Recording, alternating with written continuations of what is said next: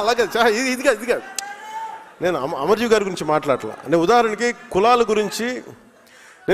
గురించి చాలా విస్తృతంగా మాట్లాడతాను, ఇబ్బంది లేకుండా మాట్లాడతాను. మా సోదరులు నాగబాబు గారిని అడగండి, మా ఇంట్లో ఎప్పుడు కూడా కుల ప్రస్తావన మాకు తెలియదు అసలు ఎప్పుడు. అలాంటి నేను కులాల గురించి మాట్లాడటం అంటే ఎంత నలిగిపోయాడు బిగినింగ్లో. అసలు ఎందుకు వచ్చాను పాలిటిక్స్ అనుకున్నాను. ఇప్పుడు కదా 2007, 2008లో. అంటే మనం మానవత్వం అనుకున్న పెరిగిన వాళ్ళకి, సోషలిజం మైండ్ సెట్ ఉన్నవాడికి కులం చాలా ఇబ్బందిగా ఉంటుంది. కాకపోతే that is a stock reality of our society. ఇది ఒక వాస్తవ దృక్పథం. ఇది అంటే మనకి అసమానతలు ఉన్నాయి. కొన్ని కులాలు అగ్రస్థానంలో ఉంటాయి, కొన్ని కులాలు వెనకబాటు స్థానంలో ఉంటాయి, కొన్ని వృత్తి కులాలు ఉంటాయి, వృత్తి కళలు వాటికి పరిమితం అయిపోయినాయి. అందుకని కులాలని నేను సమగ్రంగా స్టడీ చేశాను.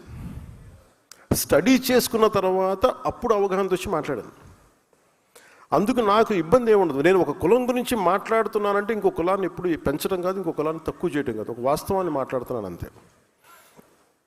అందుకని నేను ప్రత్యేకించి కులాల గురించి మాట్లాడేటప్పుడు మన ఆ పార్టీని ఎలా చెప్పాలో తెలియట్లేదు నాకు. వాళ్ళ పేరు కూడా చెప్పడం పెద్ద నాకు ఇష్టం లేదు.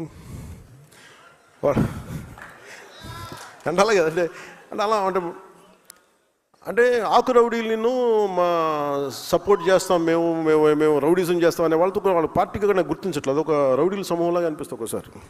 సారీ టు సే, నా ఉద్దేశం అలా అలా చేయకూడదు కదా అంటారు.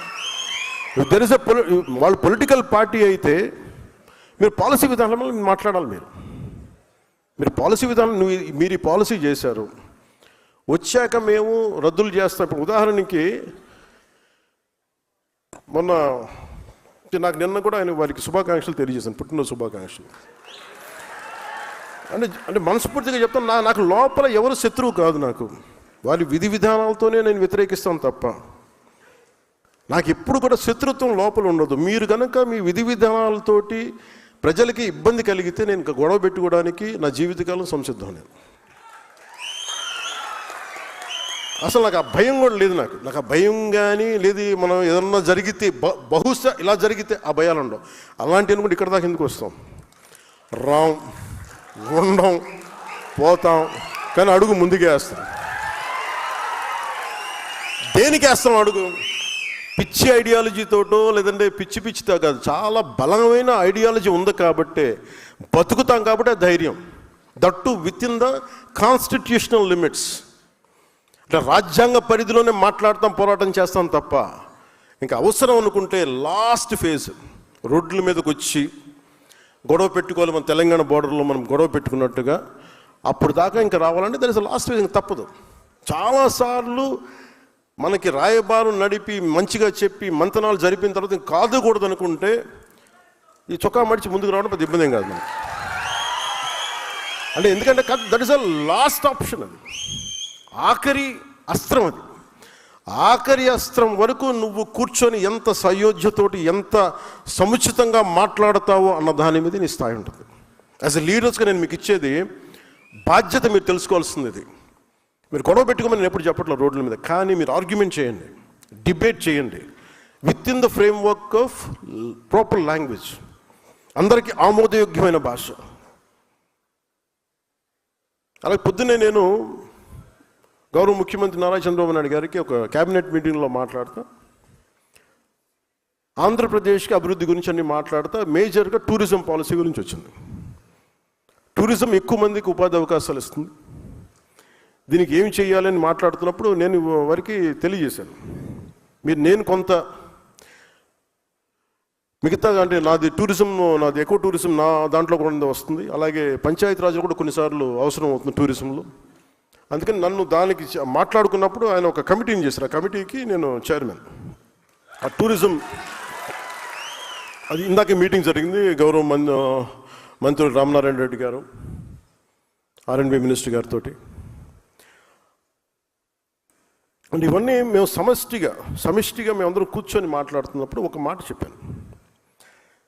చాలా ప్రతిపాదించారు, ఇక్కడ బాగుంటుంది, అలా బాగుంటుంది అంటే. అన్నిటికంటే కూడా నేను చెప్పింది primarily law and order is very essential tourism to prosper and develop. అంటే ఉదాహరణకి ఢిల్లీ నుంచి ఒక ఆడపిల్ల బైక్లో ఇది వచ్చింది, ఒక 3 వారాల క్రితం శ్రీశైలం వెళ్ళింది.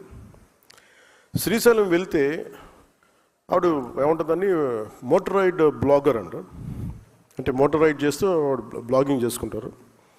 మన శ్రీశైలం వెళ్తే అక్కడ రూమ్ ఇవ్వలేదు. ఎందుకు ఇవ్వట్లేదు? మేము ఆడపిల్లలకి, ఒంటరి ఆడపిల్లలకి ఇవ్వము. ఆవిడ పోలీస్ స్టేషన్కి వెళ్తే ఎందుకు ఇవ్వరు మాకంటే, మేము అంతే, ఇది పాలసీ ఇక్కడ, మేము ఇవ్వడం అని చెప్పాము. అది నా దృష్టిలోకి వచ్చింది. అది చాలామంది సామాజిక మాధ్యమాల్లో మీరు ఒక ఆడపిల్లకి మీరు ఎలా ఇవ్వరు అది అని చెప్పి మాట్లాడుతూ, నేను ఆ అమ్మాయిని మళ్ళీ మన ఆఫీస్ ద్వారా పిలిపించి మన కనకదుర్గమ్మ గుడి దగ్గర నుంచి తిరుపతి దర్శనం చేయించి మన శ్రీశైలం మల్లన్న దర్శనం చేసి పంపించాను. ఇది నా ఉద్దేశం ఏంటంటే ఇది మొదటి స్టెప్. మీకు ఇక్కడ అంటే మనం చూడాలని మన ఇంటికి అతిథి వచ్చినప్పుడు మనం గౌరవించాల్సిన పరిస్థితి.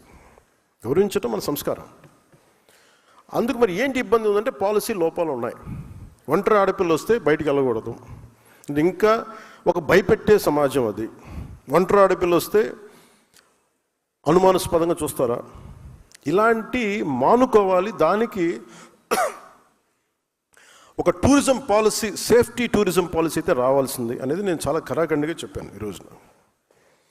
దీంట్లో